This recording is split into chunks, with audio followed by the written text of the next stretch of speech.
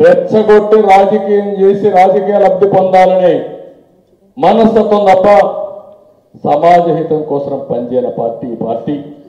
నేను అందుకనే మిమ్మల్ని అందరినీ ఒకటే కోరుతున్నా, ఈరోజు ఒక్క స్కాండల్ కాదు, ఒక్క స్కామ్ కాదు, మీరు ఏది చూసినా ఏ స్కీమ్ చూసినా ఆ స్కీమ్ ఒక స్కామ్ ఉంటుంది.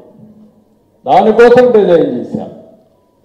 అందుకే మీ అందరిపైన ఒక గురుతరమైన బాధ్యత ఉంది. మిగిలిన విషయాలు కూడా మనం మాట్లాడుకోవాలి. ప్రశ్న పంపించేస్తాం. నేను ఒకటే మిమ్మల్ని కోరుతున్నా, రాష్ట్ర ప్రజలందరికీ విజ్ఞప్తి చేస్తున్నా, ఎన్డీఏ జాతీయ స్థాయిలో 100% గవర్నమెంట్ ఫామ్ చేస్తా ఉంది. వాళ్ళు ఒక లక్ష్యం పెట్టుకున్నారు, 400+ ఎన్డీఏ లక్ష్యం. రాష్ట్రంలో ఎన్డీఏ 160+ రావాలి. ఎంపీలో 24+, 25 గెలిపించుకోగలిగితే చరిత్ర, నాకేం అనుమానం లేదు.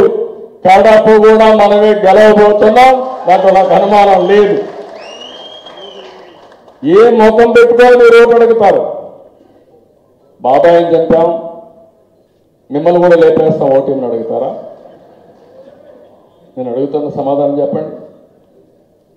అర్హతుందా నేను అడుగుతున్నా.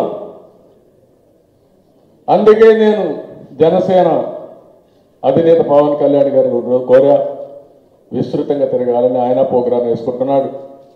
నేను కూడా ఈ రోజు నుంచి 160 సీట్లు గెలవడానికి 160 మీటింగ్లు పెట్టుకుంటున్నా, 160 నియోజకవర్గాలు పర్యటిస్తున్నా. నా బాధ్యత నేను చేస్తాను, ప్రజల్లోకి వెళ్తాను. నేను చెప్పవలసిన విషయాలని చెప్పి ప్రజల్ని సమాయత్తం చేస్తాం. అదే సమయంలో మిమ్మల్ని కూడా కోరుతున్నాం, ఈ రోజు నుంచి మీ అందరికీ ఒక టైం టేబుల్ పెట్టుకున్నాం.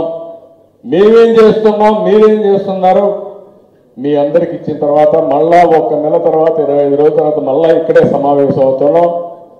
ఈసారి వచ్చినప్పుడు మీరు, మేము, జనసేన అభ్యర్థులు, బీజేపీ అభ్యర్థులు అందరం కూర్చుంటున్నాం.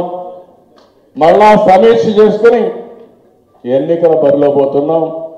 మీరు ఈ నెల మాత్రం ఏమారితే ఇమ్మీడియట్గా మళ్ళా మీకు ఫోన్లు వస్తాయి. ఫోన్లు రావడమే కాదు, నేను చేసే ప్రతి ఒక్క ప్రయత్నం మీరు గుర్తుపెట్టుకోండి, మేము చేసే ప్రయత్నాలు మీరు గుర్తుపెట్టుకోండి. ఈ ప్రయత్నాలన్నీ రాష్ట్ర శ్రేయస్సు కోసం, భవిష్యత్తు కోసం చేసే ప్రయత్నాలు.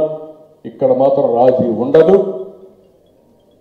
ఎన్డీఏ గెలవాలి, ప్రజలు గెలవాలి, రాష్ట్రం నిలబడాలి. దీనికోసం మనం ముందుకు పోవాల్సిన అవసరం ఉంది. ఇది అందరూ గుర్తుపెట్టుకొని ఇంకో